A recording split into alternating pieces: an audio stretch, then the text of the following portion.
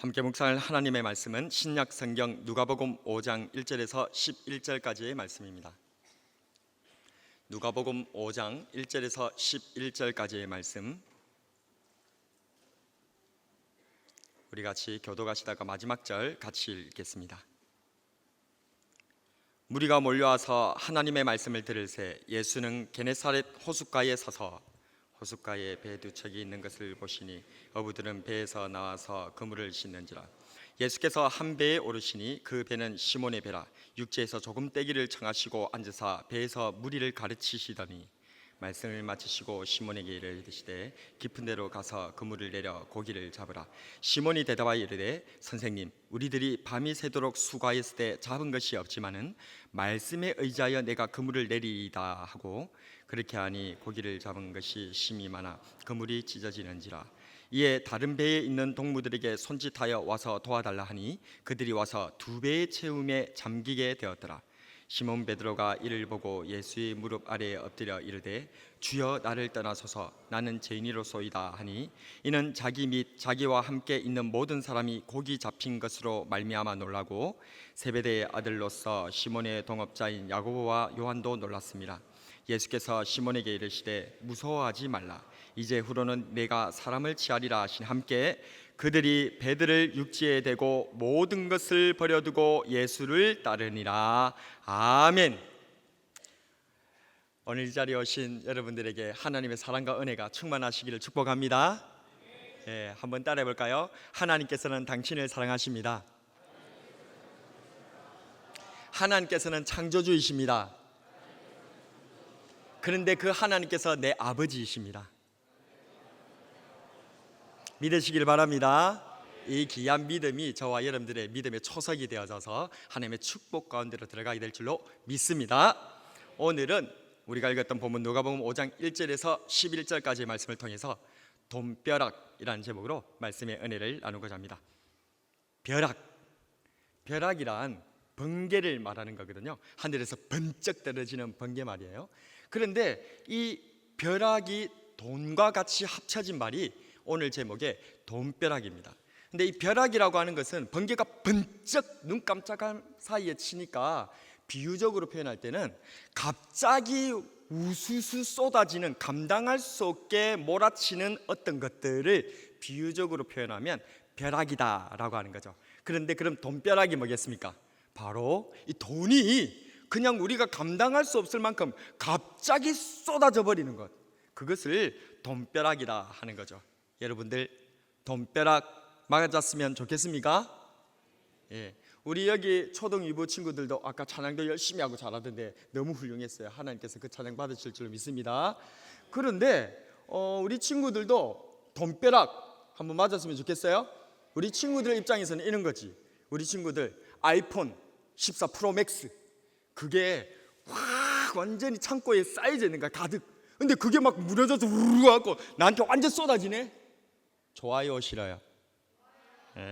그런 걸 돈벼락이라고 하는 거예요. 남녀노소 우리 모두가 그렇게 바라고 기대하고 소원하는 돈벼락. 우리나라도 금을 보유하고 있어요. 영국의 영란은행 안에 우리나라가 보유하고 있는 금들이 그쪽에 있는데요, 104톤 정도가 거기에 이렇게 쌓여져 있어요. 그런데 한 번씩 이렇게 가끔 가다가 있어서는 안 되겠지만 그 위쪽에 쌓아두었던 그 금이 있잖아요, 툭 떨어질 때가 있어. 그러면 지나가다가 순찰하다가 어떤 사람이 그 금괴를 딱 맞으면 그게 뭐가 되는 거예요? 돈벼락이 되는 거죠. 여러분들 돈벼락 맞고 싶습니까? 내가 만약 로또 1등에 당첨된다면 하는 그런 생각들 한번 가져보신 적 있으시죠? 로또가 무엇인지 모르는 친구들도 있겠지만 이렇게 이 로또를 복권을 사서 그것에 당첨되면 엄청나게 많은 돈이 쏟아지는 거죠. 지난 2003년도에 개봉한 코미디 영화가 있습니다.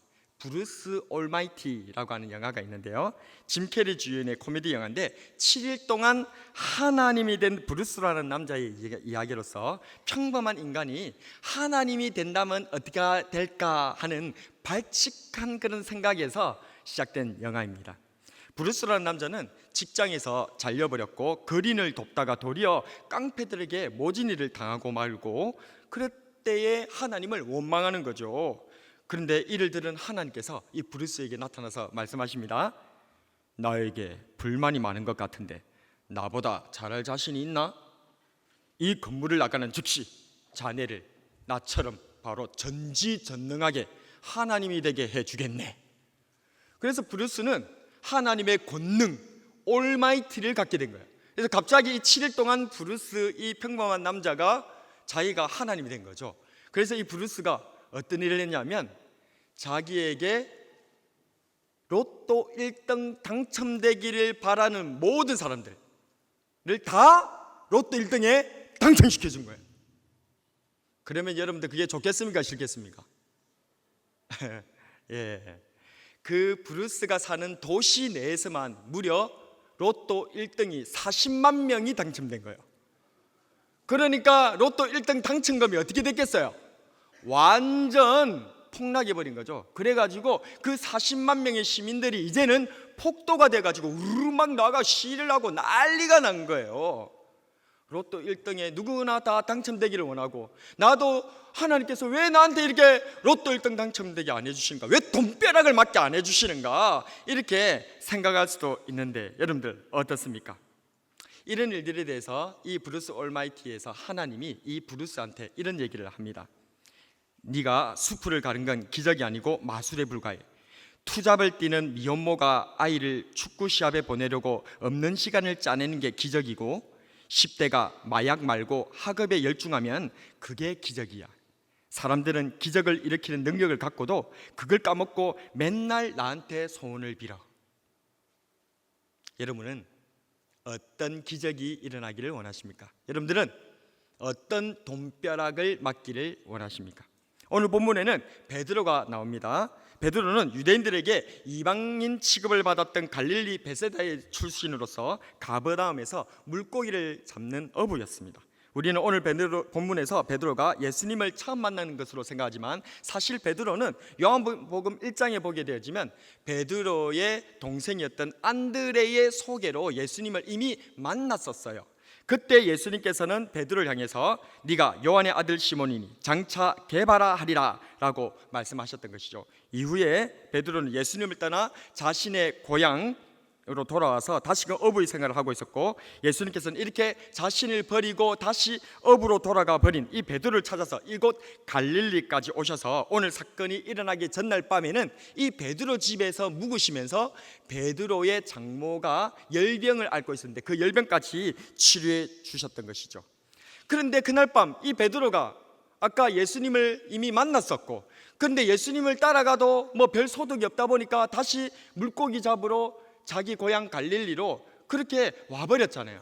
그런데 그 베드로를 찾으러 예수님께서 오셔서 자기 집에 오가지고 자기 장모 열병도 고쳐주고 있으니까 이 베드로가 예수님 만나 뵙는 것이 기쁠까요? 아니면 굉장히 마음이 좀 초조하고 불안할까요?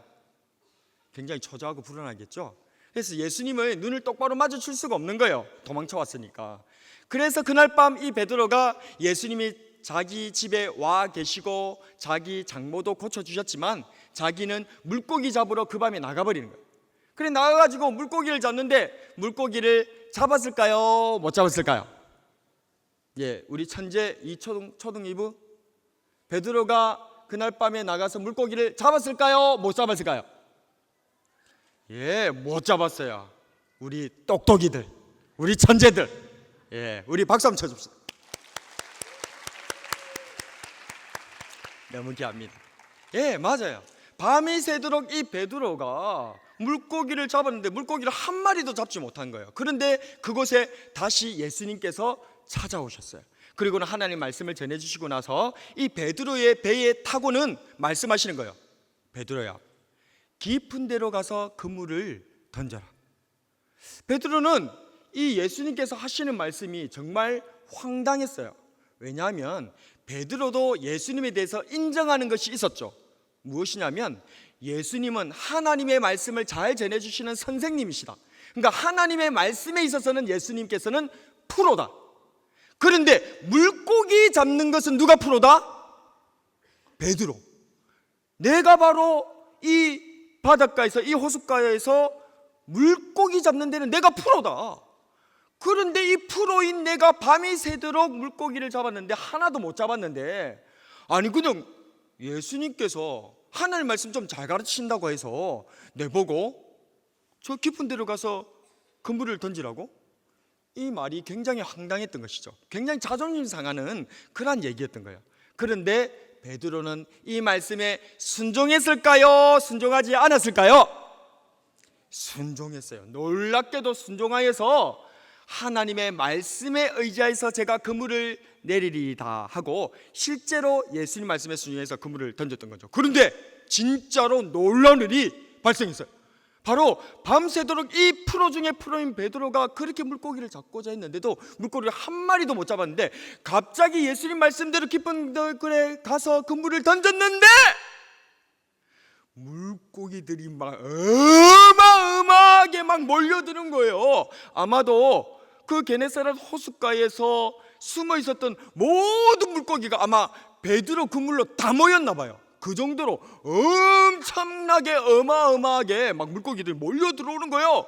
그래서 이 베드로에 내렸던 그 그물에 물고기들이 너무너무 많이 모이다 보니까 이 베드로의 그물이 찢어져 버리는 거예요. 자, 여러분들, 자, 우리 초등 2부 친구들, 베드로의 물고기 잡는 그물이 지금 어떻게 되고 있다고요? 찢어지고 있어요. 자, 그러면 베드로의 그물이 찢어져 버리면 물고기들이 잡혀질까요? 아니면 찢어진 대로 다 도망갈까요? 도망가겠죠. 맞아요. 아이고 우리 똑똑이들, 너무 잘하고 있어요. 맞아요. 이 물고기들이 그냥 그 찢어진 그물로 다 도망가 버리는 거예요. 그러니까 이것이 베드로가 암만 물고기를 많이 잡는다 하더라도 그물이 찢어져 버리면 베드로에게 이것이 축복일까요? 저주일까요? 답변을 잘 못하시죠? 여러분들이 너무 여러분들 생각대로 성경을 읽어가지고 이 뻔한 얘기에 대한 답변도 못하고 있는 거예요. 그건 저주죠. 물고기는 하나도 못 잡고 그물만 찢어지는 거예요. 그래서 그 그물을 다시 키워야 되는 거예요. 베드로는 손해만 보는 거예요. 자, 그런데 여기서 끝난 게 아니에요. 베드로가 감당하지 못할 이 물고기들이 막 와가지고 이 그물이 막 찢어지는데, 그런데 이번에는 물고기들이 어떻게 하는 거예요? 그냥 베드로의 배에 막 그냥 뛰어 들어오는 거예요. 막 들어오니까 이 배가 감당을 못하는 거예요. 그래서 베드로가 자기 친구 배를 불렀습니다. 그리고 와가지고 이 두 배의 물고기를 잡으려고 하는데 이제는 물고기가 어떻게 되는 거예요? 이 두 배 위에 다 뛰어 올라와가지고 이 두 배가 어떻게 되는 거예요? 잠겨버리는 거예요. 자, 다시 질문하겠습니다, 여러분. 그러면 어부에게 있어서 물고기를 암만 많이 잡는다 하더라도 배가 잠기는 것은 어부에게 축복일까요? 저주일까요? 이제 정신을 차리셨네. 이건 저주입니다. 배가 그냥 잠겨 들어가는 거예요. 배가 잠겨버리면 물고기 잡은 물고기 어떻게 되는 거예요? 어떻게 되는 거예요? 싹 다 놓치고 배도 어떻게 되는 거예요? 배도 망하는 거예요. 그러면 엄청난 손해가 있는 거예요. 그래서 이건 지금 엄청난 베드로에게 시련이 있었던 것이죠. 바로 그렇습니다. 지금 베드로는 바로 돈벼락을 맞은 거예요. 마치 영란은에게 싸우던 104톤의 금괴가 나한테 우르르 무너져 버린 거예요. 돈벼락 맞은 거죠. 그 금괴가 있어봤자 뭐 하겠습니까? 그 금괴가 나한테 떨어지면 내가 어떻게 되는 거예요? 그 금괴 맞으면 어떻게 되는 거예요? 죽는 거예요. 전문 용어로 골로 가는 거예요. 그렇게 되는데 이것이 바로 베드로가 경험했던 돈벼락, 그렇게나 원했던 물고기지만 감당할 수 없는 물고기 때문에 완전히 망해버린 사태였던 것이죠. 구약 성경에는 이와 비슷한 사건이 기록되어 있습니다. 바로 기브롯 핫다아와에서의 사건입니다. 한번 따라올까요? 우리 초등 1부 똑똑이들, 자, 따라합니다. 기브롯 핫다아와, 기브롯 핫다아와.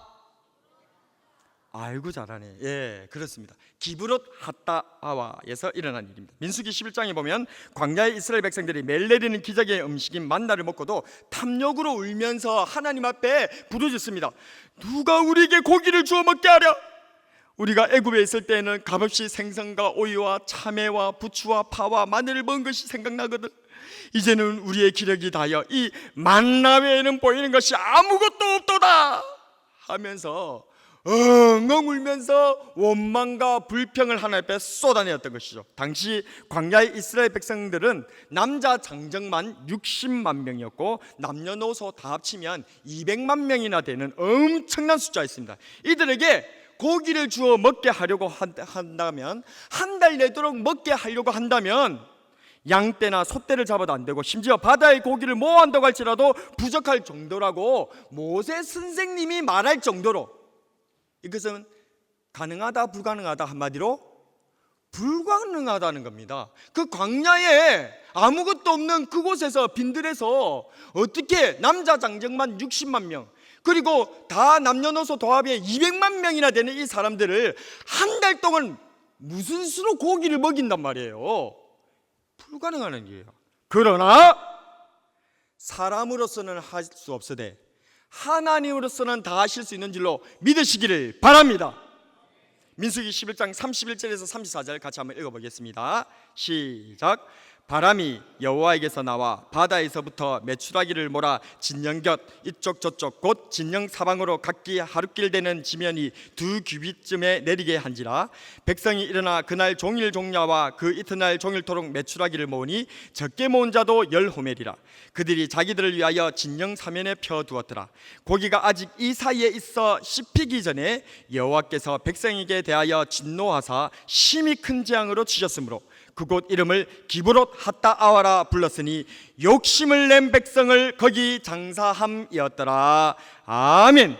하나님께서 탐욕을 부린 이 이스라엘 백성들에게 동풍을 불어서 메추라기 이 고기를 보내주시는데 무려 하루길이라 걸어야 되는 그 정도의 규모에다가 무려 2규빗, 한 규빗이 팔꿈치에서 중지까지 45cm 정도 되거든요. 2규빗이면 그럼 어떻게 되죠? 45cm의 2배니까 90cm, 거의 1m 정도 메추라기를 쏴버린 거예요. 그래서 한 사람이 10호멜을 거두었다라고 되어 있는데 이 한 호멜이 어느 정도 되는 것이냐면 215리터 정도가 돼요. 그럼 10호멜이면 어느 정도 거뒀다는 거예요? 메추라기를 한 사람이 무려 2150리터나 되는 메추라기 고기를 거둔 거예요. 와, 안 합니까? 예. 우리 하나님 대단하시죠? 그래서 무려 2150리터나 되는 한 사람한테 그 메추라기 고기를 주신 거예요. 그래서 한 달 내도록 먹을 수 있도록, 그래도 남도록 하나님께서 이루어주신 것입니다. 할렐루야. 그런데 그것을 먹으면서 그 메추라기 고기가 자기 이 사이에서 아직 끼어있는 그때에 하나님을 원망하고 불평하다가 이 이스라엘 백성들이 이 기브롯 핫다와에서 완전히 죽임을 당하고 말았어요. 하나님의 심판과 진노를 받게 됐던 것이죠. 그래서 욕심을 낸 백성이 거기 장사되었다, 무덤이 되었다. 그게 기브롯 핫다아와의 뜻입니다. 아침에는 구름 기둥으로 밤에는 불 기둥으로 인도하시고 40년 동안 옷과 신발이 헤어지지 아니하게 하시고 매일매일 아침마다 눈 비비고 나아가면 기적의 음식인 그 만나를 모든 이들에게 아낌없이 부어주셨음에도 불구하고 고기를 먹게 하라, 차라리 저 이집트가 더 좋다 라고 얘기했던 이 원망하고 불평했던 이스라엘 백성들, 하나님께서는 이들에게 1인당 무려 2150리터나 되는 메추라기 고기를 주었고 그 메추라기 고기가 아직도 자신들이 이 사이에 있어 식히기도 전에 기브롯 핫다와 탐욕의 무덤에서 장사되었다, 그 말입니다. 돈벼락 아직도 여전히 맞고 싶으십니까? 다시 베드로 일화로 돌아와 보겠습니다. 동생 안드레의 소개로 예수님을 만났던 베드로였습니다. 그러나 주님을 따르는 것이 돈이 되지도 않고 이득도 되지도 않자 그는 다시금 고기 잡으러 돌아가 버렸습니다. 그러나 주님께서는 돈이 좋아서, 돈을 사랑해서 돈벼락을 원했던 이 베드로를 찾아와 주셨고요. 그리고 주님께서는 그물이 찢어질 정도로, 두 배가 잠겨버릴 정도로, 베드로 네가 그렇게나 좋아하는 그 물고기를, 우리가 그렇게 맞기를 소원했던 돈벼락을 쏟아 부어 주셨던 것입니다. 돈벼락을 맞았던 베드로. 그제야 베드로는 영원한 생명의 주인이신 예수님을, 주님의 복음과 영혼구원 제사 잡는 이 주님의 지상명령을 있다가도 없고 없다가도 있는 한갓 아침에 피했다 저녁에 없어지는 풀의 꽃과 같은 이 물질과 이 돈과 맞바꾸려 했던 자신의 죄가 얼마나 큰 것이었는지를 깨닫게 되었다는 것입니다. 그래서 베드로는 우리 주님 무릎 앞에 꿇어 엎드리면서 그렇게 고백합니다. 주여, 나를 떠나소서. 나는 죄인이로소이다. 그래서 돈벼락을 추구했던 베드로에게, 오늘도 돈벼락을 기도하는 우리들에게 우리 예수님께서 하신 말씀이 있으십니다. 같이 10절을 함께 읽어보겠습니다. 시작. 무서워하지 말라. 이제후로는 네가 사람을 취하리라. 11절 말씀도 같이 한번 읽어볼까요? 그들이 베드를 육지에 대고 모든 것을 버려두고 예수를 따르더라. 아멘. 우리도 돈벼락이 아니라 예수님과 주님의 복음을 따르는 저와 여러분이 되기를 축복합니다. 말씀을 정리하겠습니다. 우리는 물질이 아니라 예수님을 선택해야 되는 줄로 믿습니다. 우리는 돈이 아니라 영혼을 선택해야 되는 줄로 믿습니다. 무서워하지 말라. 이후로는 네가 사람을 취하리라.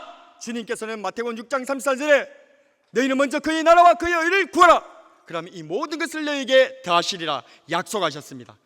우리는 주님을 하고 주님께서는 우리를 내주시는 것이 가장 복이신 줄로 믿고 나가시는 저와 여러분이 되길 주님의 이름으로 축복합니다.